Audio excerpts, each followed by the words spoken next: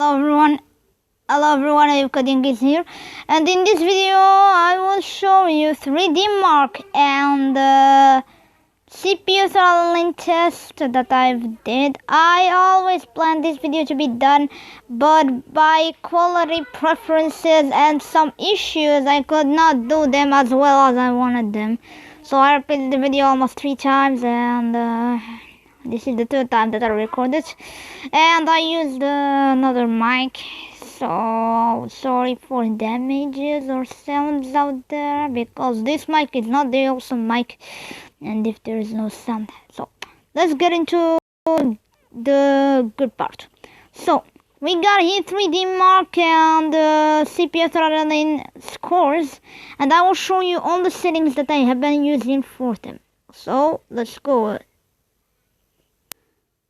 So we get into the developer options that you could enable by tapping 5 times the build number into the about device. You get down into the hardware accelerated rendering. You enable this one if it isn't, and these are the settings that are used for all these benchmarks, because these benchmarks are OpenGLES 2.0, so I turned on 4 times MSAA and turn off hardware overlay. So, and these are all the settings, and let's go to 3D Mark. We got 3D Mark here, and as you can see, we gotta wait a bit until it's launched. So let's talk a bit about this tablet. This tablet is much better than Grandma's phone. I picked it up and tested it, and I sent the graphs to my mom's phone, but didn't answer to me. So I could do it in the next video, because yeah, don't have a lot of time from this day to other days. So this tablet was released back in 2015 and does a quite really good job. While her tests are bad in 3D Mark and CPU throttling, but it kinda consumes less. And apps run pretty well.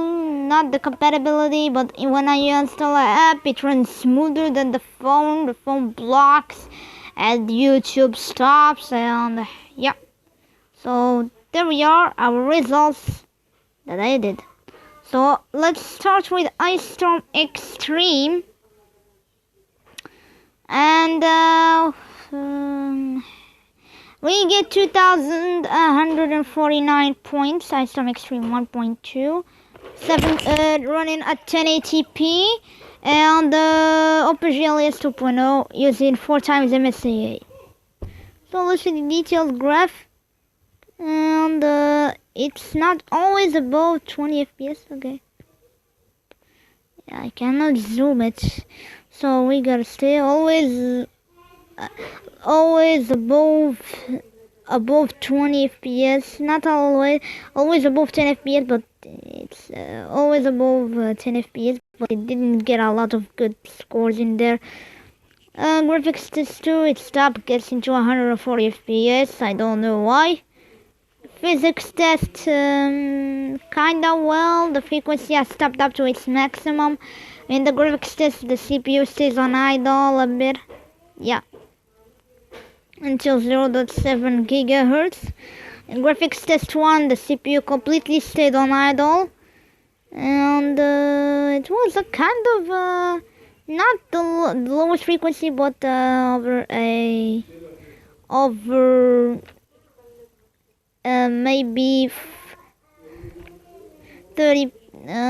50% of utilization, and we get 100% utilization in the physics test.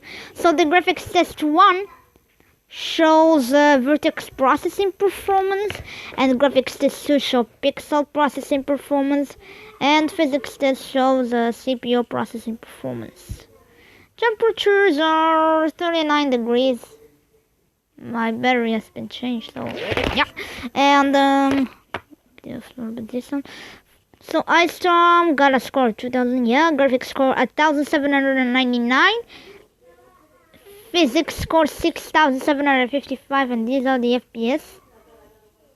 And let's go to Ice Storm.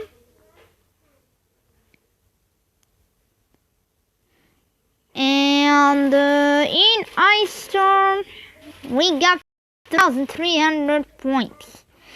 Let's go to the detailed graph and see. So it's always above 30, not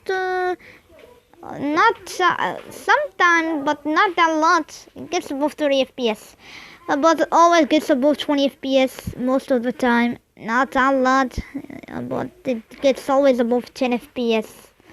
Always above 10 FPS.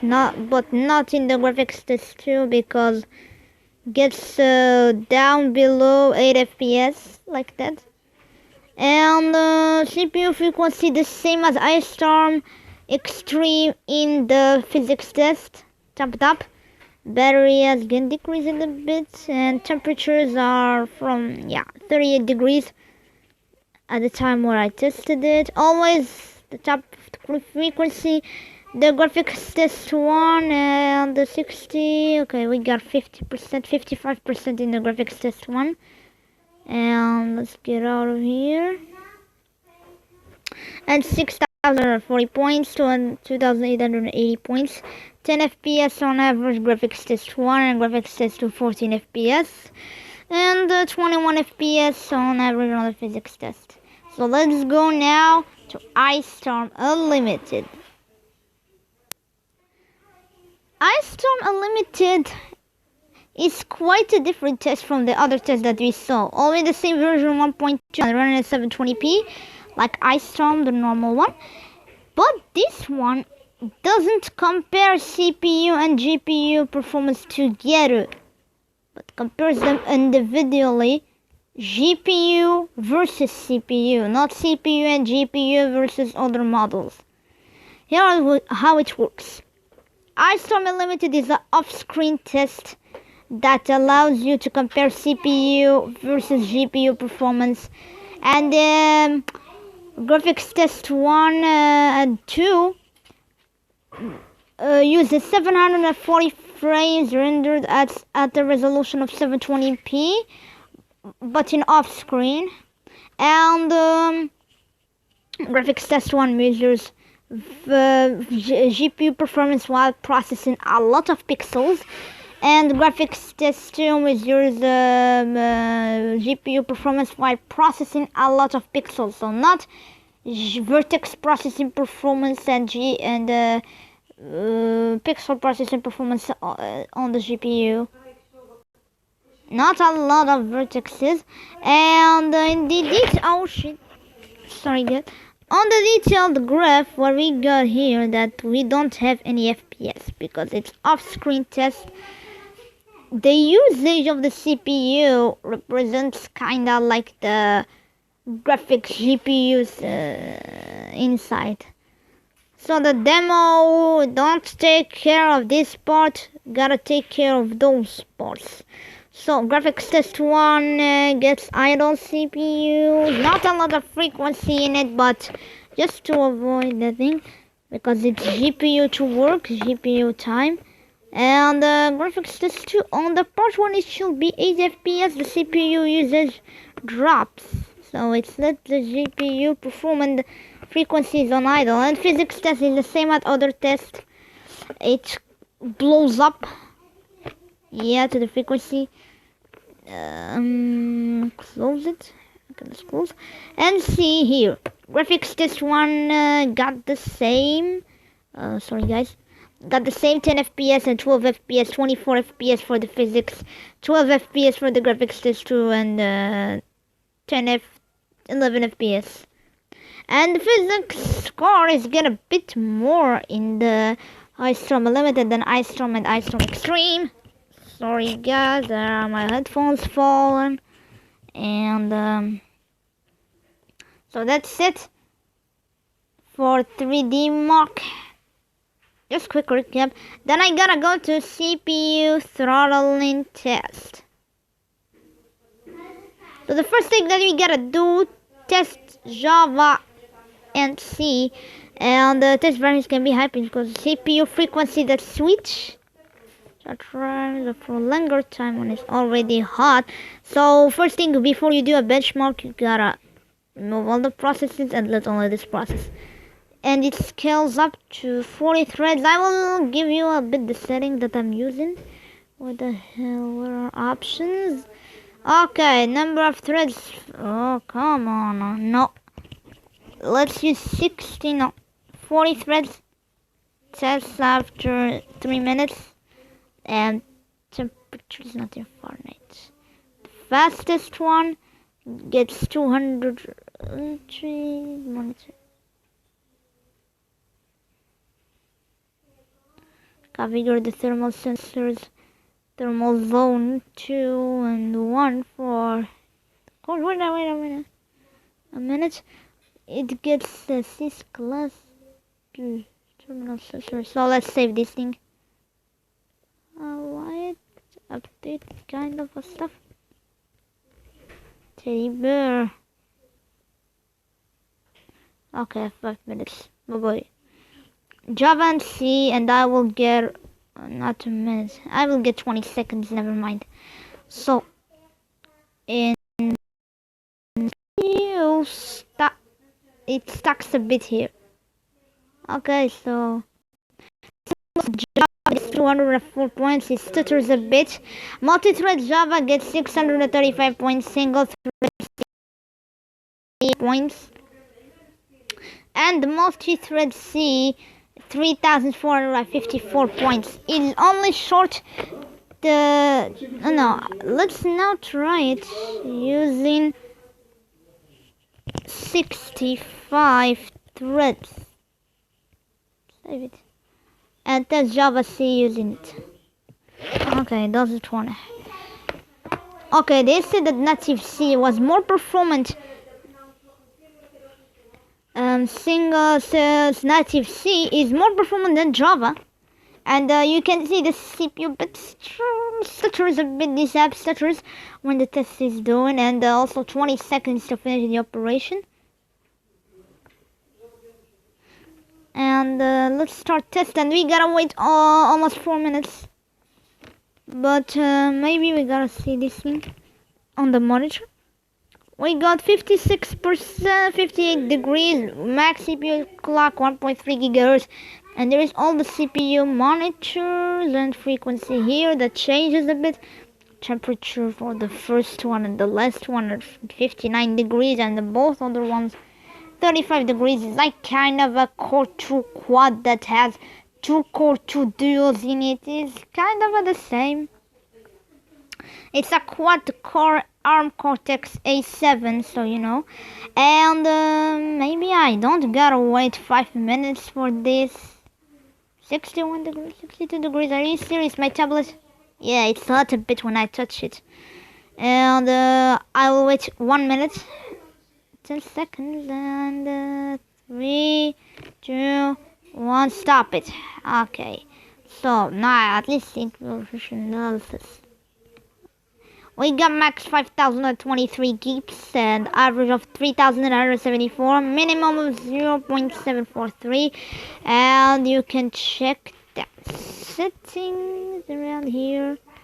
And here is 100% here, 100% here, 70% around here, and there are some 40s here, 40% to 50 to 60%, and there we are. So one thing that I will show you today, I will show you AAD64 real time, and let's go to it. AAD64 shows us all the specs of the tablet. This thing say never mind to it. Only the RAM, the 1 gigabyte, 1.4 gigabyte of RAM. That thing that matters. The CPU. Oh no! No way! Why the ads are so annoying? So you can check all of its specs right here. Quad core ARM Cortex A7, 28nm, 32-bit ARM V7 CPU, quad core and all of them are 4 by 32 kilobytes of level 1L and level 1D cache and 512 kilobytes of level 2 cache. The graphics card, then the screen, you can check all of its specs, 800p TFT, and we get our Mali 400MP with 2 cores at 60Hz and OpenGL 2.0. Network and the Wi-Fi, the BSS ID, the MAC address, and yeah, all of its specs. Battery is good because I changed it, it was good. So you can check all of the Android specs, 4.4 KitKat and build ID and release key, nothing gotta do on there. Devices, there is a rear facing camera and a front facing camera, no USB, no CUDA, Vulkan, that thing is never mind. Thermal sensors, we get 36 degrees in the battery, and the accelerometer sensor, that's the experience that I want to feel with the tablet. I will let it okay, I will put it here. I will not move it. Then ouch, thermal sensor. Then I will stop it like that. I will fall it to the ground, and you gotta see that the accelerometer sensor will change.